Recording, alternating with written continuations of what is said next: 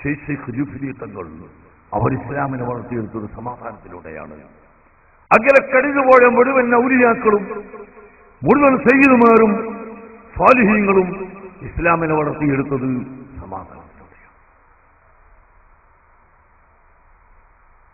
അതുപോലെ ഇപ്പോൾ വലിയ ശബ്ദ കോലാഹലം നടക്കുകയാണ് സ്ത്രീ സംവരണം.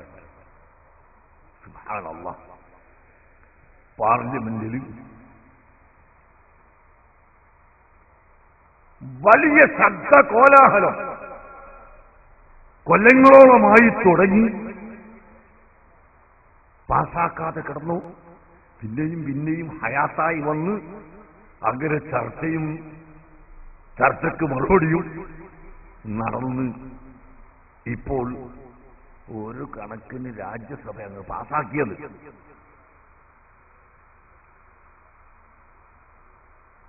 ഇനി ലോക്സഭ എന്ന് പാസാക്കും, എപ്പോൾ പാസാക്കും, ഇതൊന്നും അറിയില്ല. ഞങ്ങൾക്ക് പറയാനുള്ളത്, ഈ സംവരണം കൊണ്ടൊന്നും സ്ത്രീകളുടെ പ്രശ്നം പരിഹരിക്കാൻ ഒരിക്കലും സാധ്യമല്ല. സ്ത്രീകൾ ഇവിടെ പീഡിപ്പിക്കപ്പെടുന്ന വസ്തുവായി നിന്നിരുന്ന കാലഘട്ടത്തിലാണ് പരിശുദ്ധ ഇസ്ലാം വന്നത്. സ്ത്രീകളെ കുഴിച്ചുമൂടപ്പെടുന്ന സമയം, അടിച്ചമർത്തപ്പെടുന്ന സമയം, ജനിച്ചു എന്ന് കേട്ടാൽ പിതാക്കൾ തന്നെ വെറുക്കുകയും കൊന്നുകളയുകയും ചെയ്യുന്ന കാലഘട്ടം. പിന്നീട് മറ്റൊരു കാലഘട്ടം വെറും വികാരസമരത്തിന്റെ ചരക്കായി മാത്രം സ്ത്രീകളെ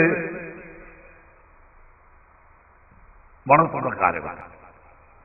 ഇതിനെല്ലാം എതിർത്തുകൊണ്ട് സ്ത്രീകൾക്ക് വാസ്തവത്തിൽ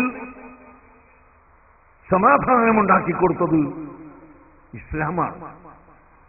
ഇസ്ലാമിന്റെ മുമ്പില്ലാത്ത ഒരുപാട് സ്വാതന്ത്ര്യം സ്ത്രീകൾക്ക് ഇസ്ലാം നൽകിയിട്ടുണ്ട്.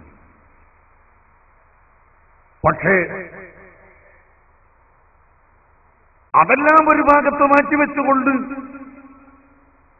തിരക്കിട്ട ഈ സംവരണം കൊണ്ട് ഞാൻ മനസ്സിലാക്കുന്നു സ്ത്രീകളുടെ വിഷയം പരിഹരിക്കാൻ കഴിയില്ല. ഇവിടെ സ്ത്രീകൾക്ക് സംവരണം വേണമെന്ന് പറയുന്നവരും വേണ്ട എന്ന് പറയുന്നവരും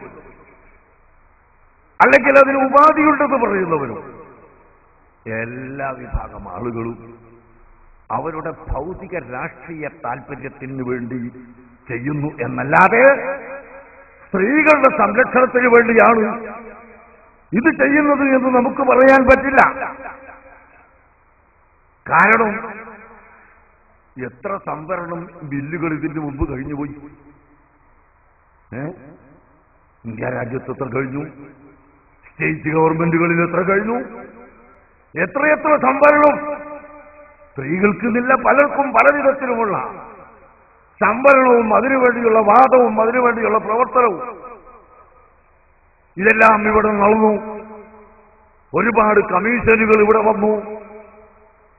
അതൊക്കെ ഏട്ടില് പശുവിനെ പോലെ കിടക്കുകയല്ലാതെ ഏത് കമ്മീഷന്റെ റിപ്പോർട്ടാണ്, ഏത് വിഷയമാണ് ഇവിടെ പരിഹരിക്കപ്പെടുന്നത്?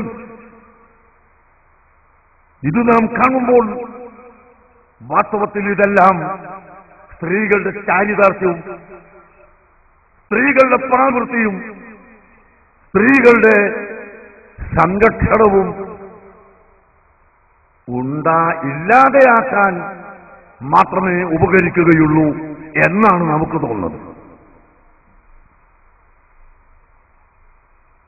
പാർലമെന്റിന്റെ ഉള്ളിലുള്ള എംപിമാരോടും മന്ത്രിമാരോടും ഒറ്റക്കൊറ്റക്ക് ചോദിക്കുമ്പോൾ അവർക്ക് ഇതിൽ മനസ്സ് ഇല്ലെന്നാണ്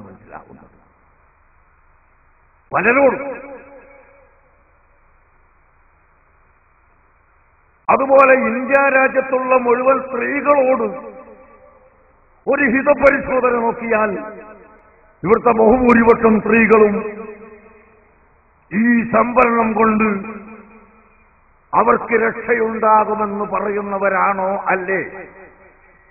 ഇതും നമുക്ക് ചിന്തിക്കാം. അങ്ങനെ ചിന്തിക്കുമ്പോൾ ഞങ്ങൾക്ക് പറയാനുള്ളത്, സംവരണത്തിന്റെ മുമ്പ് സംവരണം കൊണ്ടുവന്നാൽ അതുകൊണ്ട് സ്ത്രീകൾക്ക് എത്ര നേട്ടമുണ്ട്, എത്ര ഗുണമുണ്ട്, അതെല്ലാം കണ്ടുപിടിക്കുകയും അതിനെ സംബന്ധിച്ച് ചർച്ച നടത്തുകയും അതിന് പരിഹാരം കാണുകയും ചെയ്തതിന്റെ ശേഷമായിരിക്കണം അതൊക്കെ ആലോചിക്കുന്നത് എന്നാണ് നമുക്ക് പറയാനുള്ളത്. ഇസ്ലാമിനെ സംബന്ധിച്ചിടത്തോളം ഏത് സമയത്തും മുസ്ലിം സ്ത്രീകൾ അടങ്ങിയൊതുക്കി ജീവിക്കണമെന്ന് പറയുന്ന കൽപ്പനയുണ്ട്. അതിന് മാറ്റമില്ല, അതിനൊരിക്കലും മാറ്റമില്ല. അതങ്ങനെ തന്നെ. അതേ സമയത്ത് ഇന്ത്യ രാജ്യത്തിന്റെ നിയമം ഇവിടുത്തെ സുന്നത്ത് ജമാഅത്തിന്റെ ആളുകൾ കയ്യിലെടുക്കുമെന്നല്ല ഈ പറഞ്ഞതിന്റെ അർത്ഥം. നിയമം കയ്യിലെടുക്കുന്നത് നമ്മുടെ സ്വഭാവമല്ല.